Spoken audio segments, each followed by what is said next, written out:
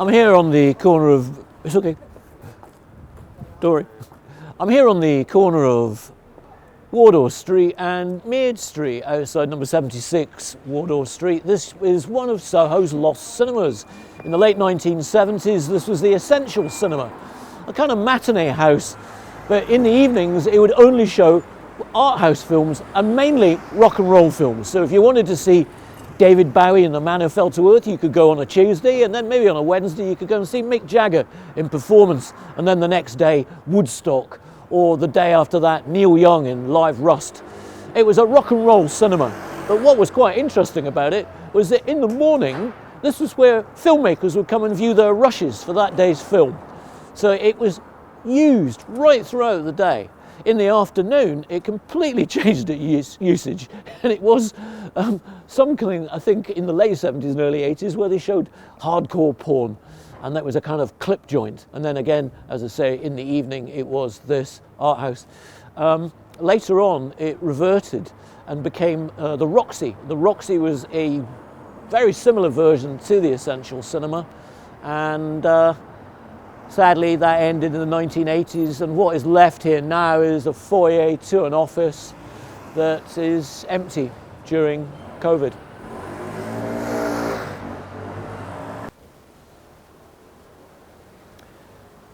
So I'm just a few feet along the road from the cinema, the Essential Cinema in Mead Street, and this was Studio Film Laboratories. This was Soho's only film laboratory, and in the 70s, 60s, 70s, 80s, 90s, this street would be filled with people coming in carrying big cans of film, coming in through this doorway here to get their films processed and to pick up their rushes that they would then take round the corner to the edit suites in Wardour Street, where they would view the footage that had been shot on edit suites, pick sinks they were called, or Steenbecks, all in 16mm or 35mm, and as I say, also then previewing them in the preview theatres that were in many of the basements, not least the one on the corner we just mentioned. So I would often be walking down this street here, and of course this street is not only famous for having a laboratory, but just a few doors down, one of the largest brothels in London on 6 floors, where if you were to walk past with your film cans, you would often be accosted by a woman who'd come out and say, "Hey, you want a girl? Any nationality you like, strip naked. Come in, put your film cans down, come in." And of course, we always resisted the temptation, and then on future jaunts down the street as a film runner back in those days carrying film cans, they'd suck their teeth as you walked past.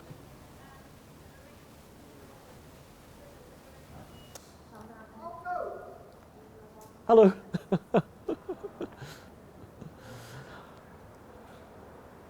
Do you want me to do it again?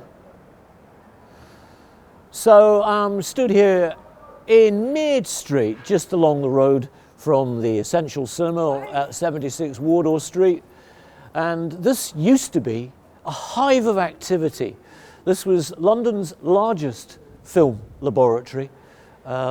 And I believe Soho's only film laboratory. So people would come here, you'd see people carrying cans of film and rushing into this doorway here, which is now known as a building called We Work.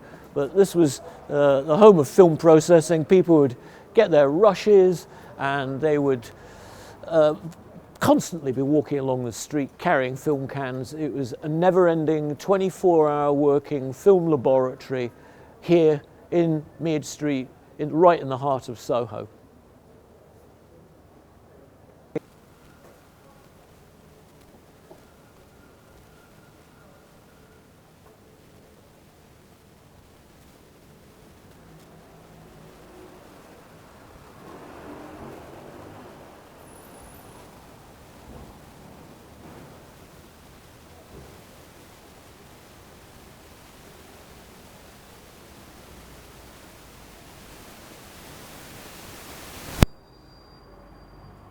Yeah, keep it rolling.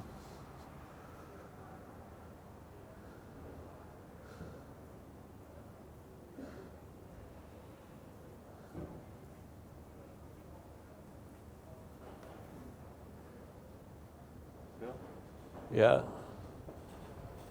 That'll do. Oh.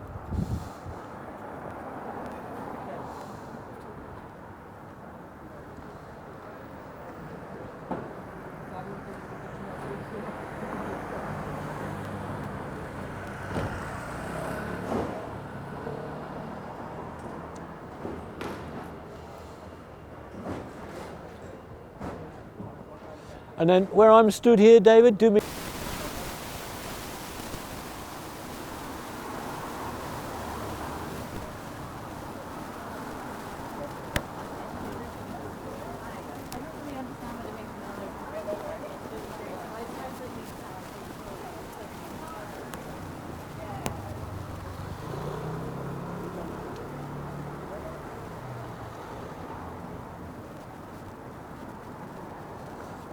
That'll do, Dave.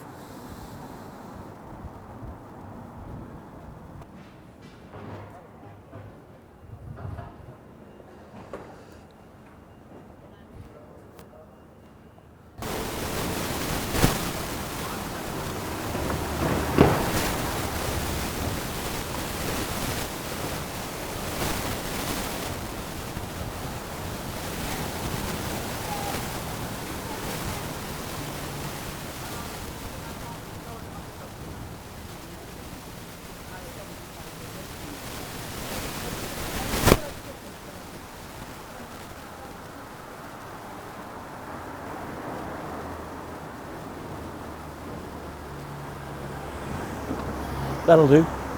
Let's just do that window.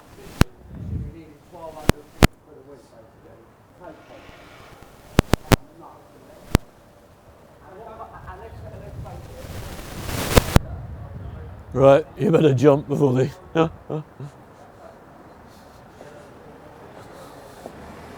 So a little... That's nice.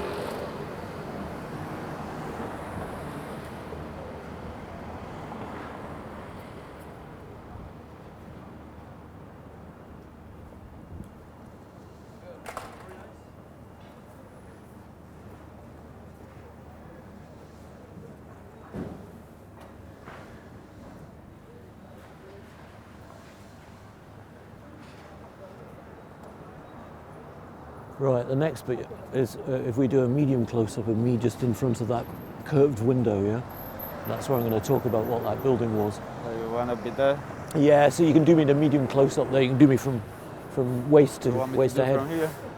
Wherever you think's better, but you might be in the way of traffic. I don't know. Okay.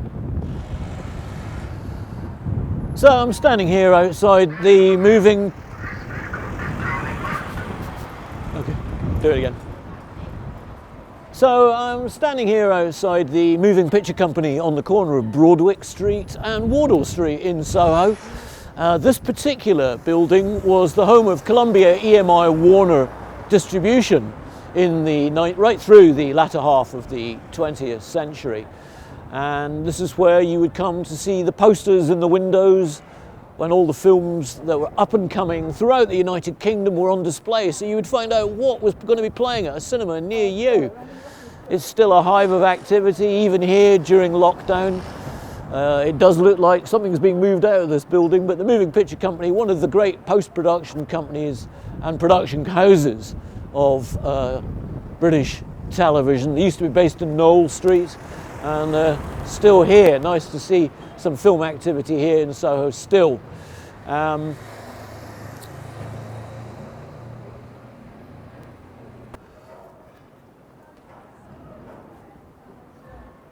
here on the corner of Wardour Street and Broadwick Street. As I was saying earlier, this is the home of British film distribution, or was for most of the latter half of the 20th century. Here now, of course, is still film production with the Moving Picture Company. They were set up back in the 1980s.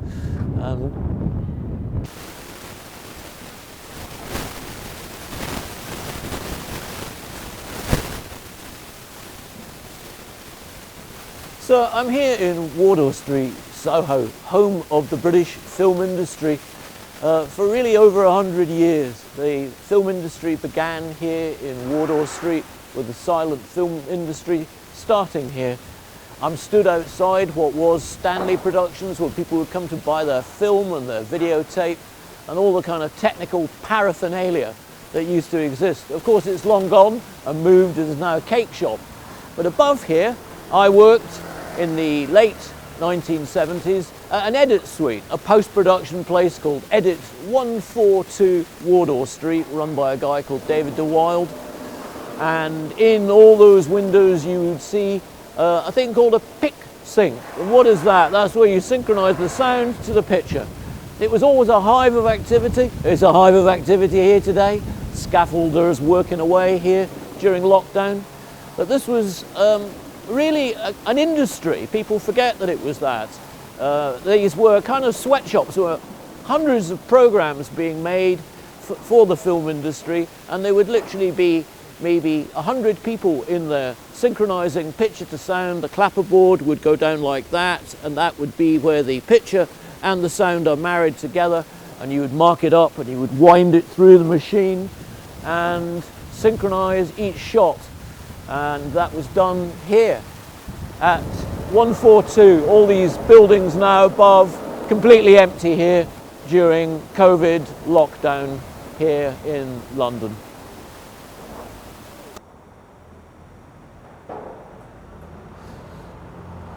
So this window you see here would have been filled with film posters. This is now an Italian restaurant.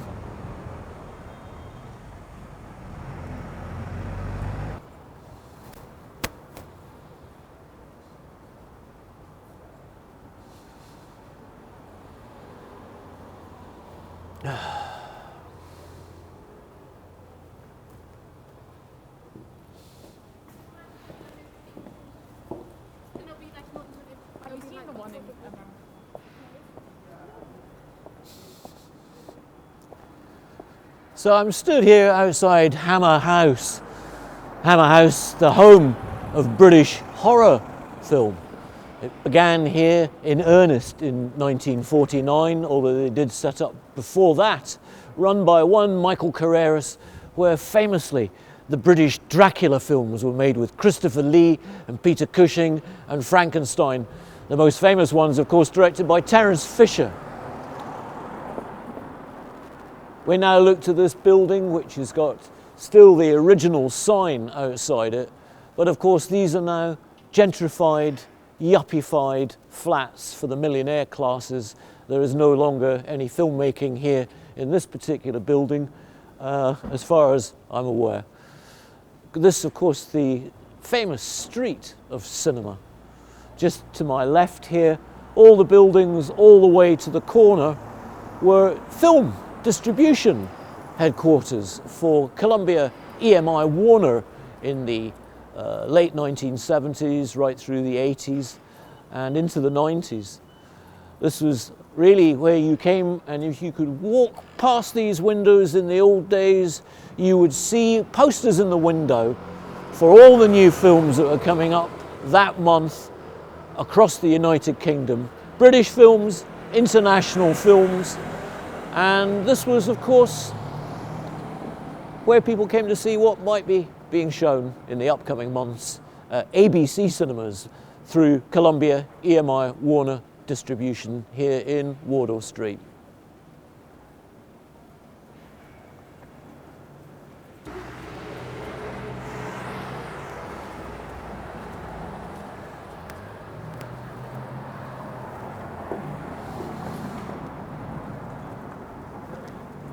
So I'm walking here past Hammer House. Hammer House. What is Hammer House significant for?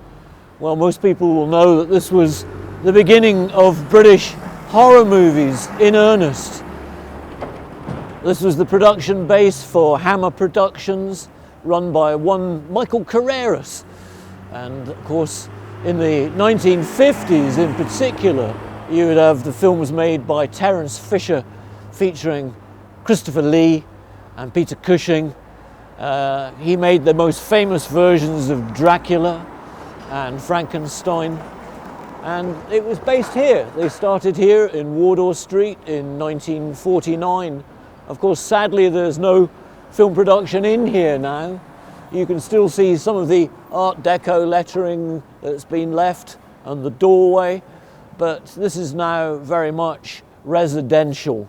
These are yuppie flats and the gentrification of Soho in a street that really was just filled with production offices. Just to my left here would have been every single window would have had posters on display of the new films that were going to be issued that week across the country, and there'd be about 20 posters changed each week in the windows showing which new feature films were about to be distributed across the country to ABC cinemas in particular, because that was down there the home of Columbia EMI Warner Distribution, and they of course were the major force in cinema distribution in the street of British cinema.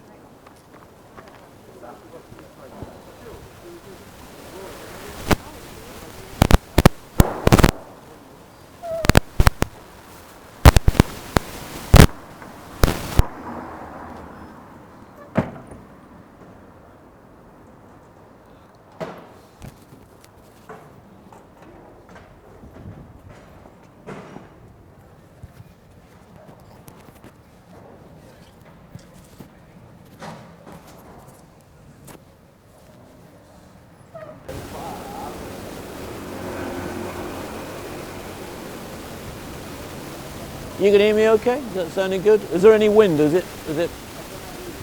Oh. Okay, yeah.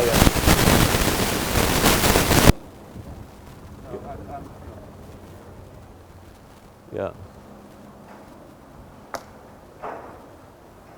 But the levels look good, do they, David? Okay.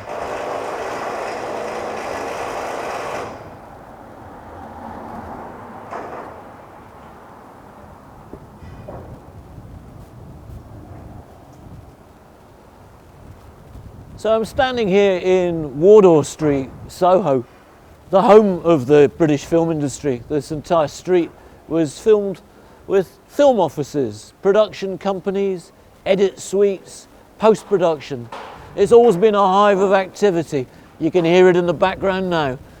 I'm stood here outside a cake shop. This used to be Stanley Productions. But above here, up here, in the early 1970s were literally dozens of edit suites. You'll see the windows there. At every single window there would be a person synchronizing the sound to picture. You would have a clapperboard, and the clapperboard would clap like that, and when the hand reaches the lower hand, you would marry the sound to the picture, and it would be called a pick synchronization machine. And there were literally dozens of people here. They were like sweatshops of people putting together film. And it was at a place called Edit 142, run by a man called David DeWild. And that was one of the first jobs I had in the film industry back in the late 1970s, here in Wardour Street.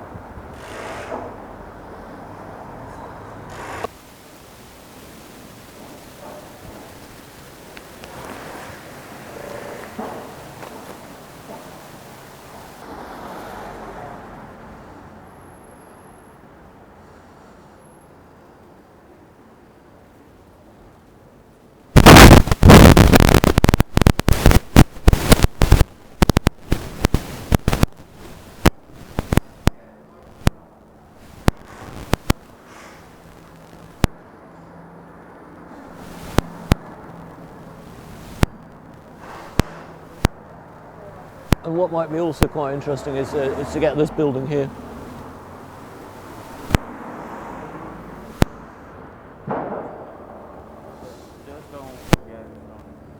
Yeah.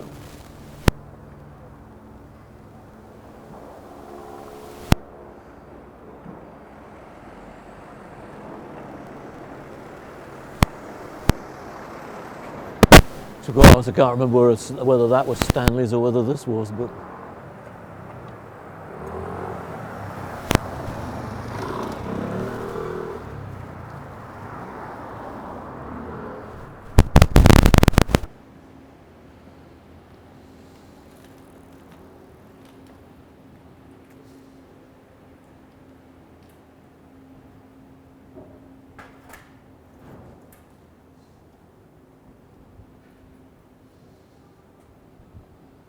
that'll do for that, Dave.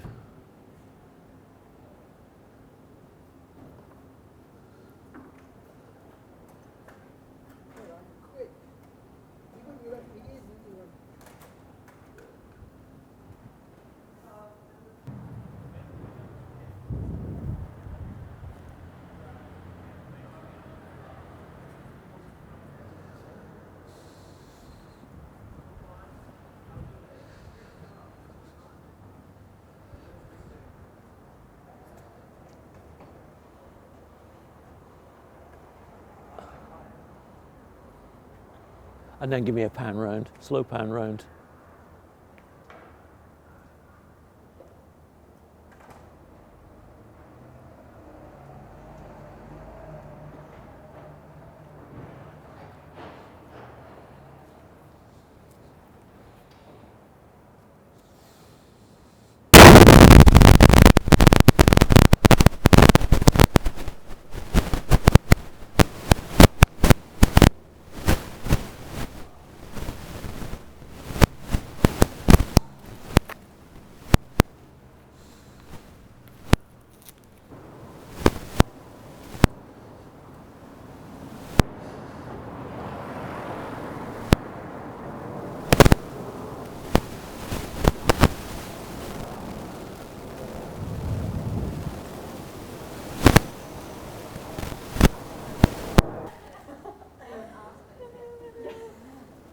Okay.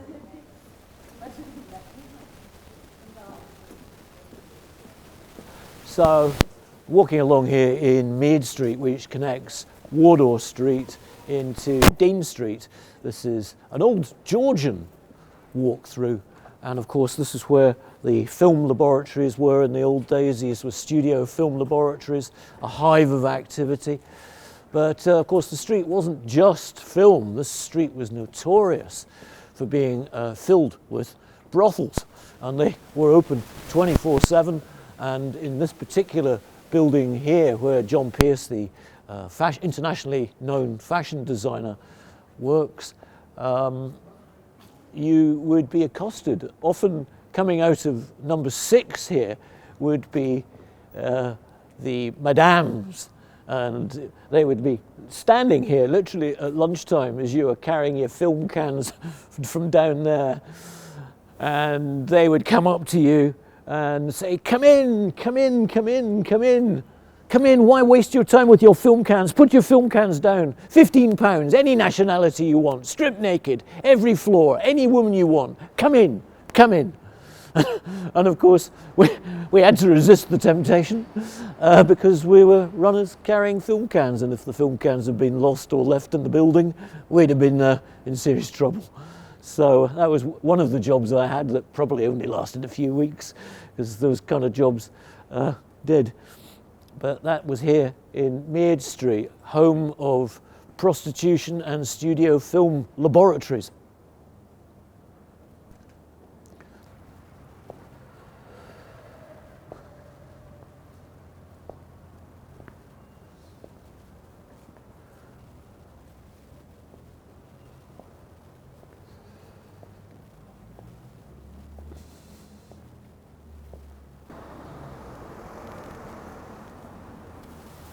So I'm here at 76 Wardour Street. This is one of Soho's lost cinemas. It was quite an interesting location here. Again, we're on Wardour Street. We're on the corner of Mead Street, this alleyway here, a Georgian alleyway. In the late 1970s, this was the Essential Cinema, And it was a kind of matinee cinema where they would show rock and roll movies. So if you wanted to see David Bowie in The Man Who Fell to Earth, or Mick Jagger in Performance, or Pink Floyd's music and Michelangelo Antonioni's Blow Up or Zabriskie Point, you would come here to this cinema. But what was very Soho about this particular place was that in the morning this would be a preview theatre. So people would come here, they would go into the basement and they would watch the rushes of the film that they might have shot the day before, and they would view them here in 35mm in this very, very small cinema, only held about 80 people. And then in the afternoon, it became this kind of, for a while in the late 1970s, it became this kind of porn cinema. And then in the evening, it became the art house cinema. And I remember coming here to see Werner Herzog's The Enigma of Caspar Hauser. The Essential Cinema ran out, and in the early 1980s it became, right through I think the 80s, it became the Roxy Cinema, and it was a very similar deal, showing different films every evening, 3 or 4 different films every evening, and you would pay for each individual film.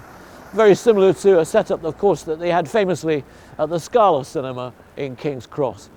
It is now, sadly, as you can see, there's a kind of vestige of an old cinema kind of window here, but this is now an empty office foyer in a fairly empty yet busy Soho, and another lost aspect of cinema in Soho.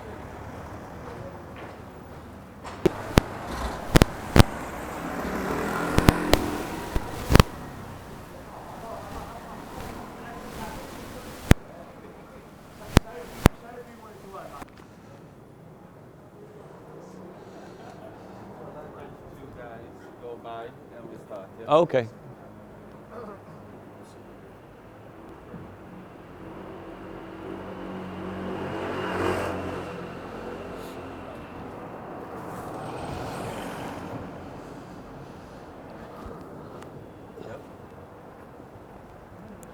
So I'm walking down Wardour Street here, and on my left, still some vestiges of film distribution here, Lip Sync, walking past what is famously known as Screen House.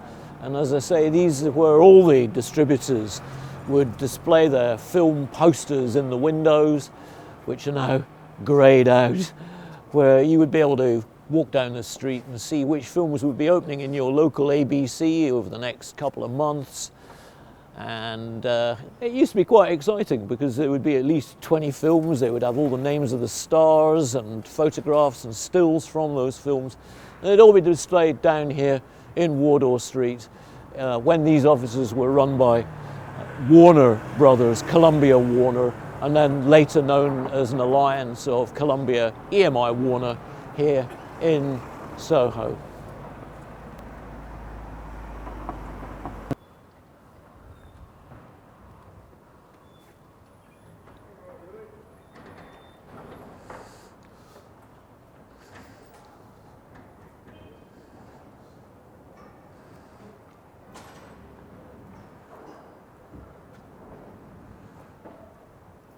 And I want a few static shots, David, locked off shots. Could you do one from where I'm standing here? Yeah, so I'm going to tell you what I need to be in frame. I need the roof of that building that's got the white at the top. Yeah. So I need the height of that. So this is a real as wide angle as you can get, showing this side of the street, or even, I don't know how wide angle you can go. Get as wide angle as you can to take in the corner of this street, and even if you could get the ship.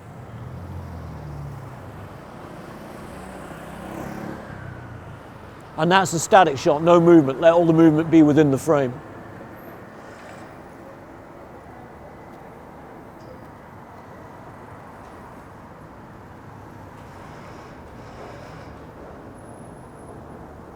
Are you able to get this side in? We need to move further back.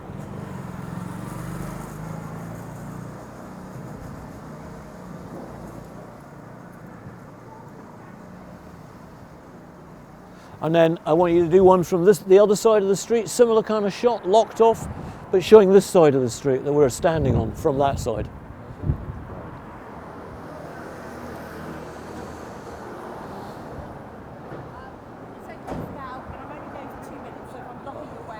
No, you're not in the way. Don't worry at all.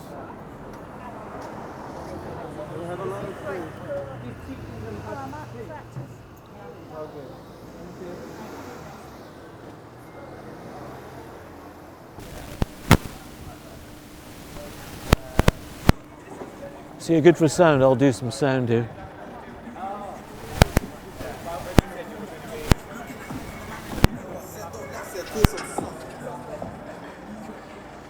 God, I'll be reflected in it. Are we reflected in it? Definitely.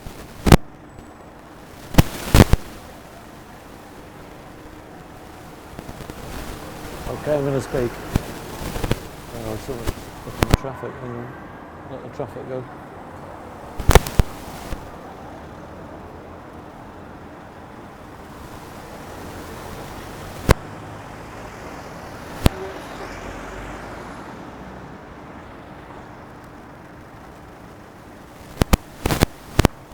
Hammer films were renowned for their soundtracks, and in particular the Lost Continent, a soundtrack composed by Howard Blake. And we're going to go and visit Howard Blake, and he's going to talk to us about the music he composed for this particular Hammer film.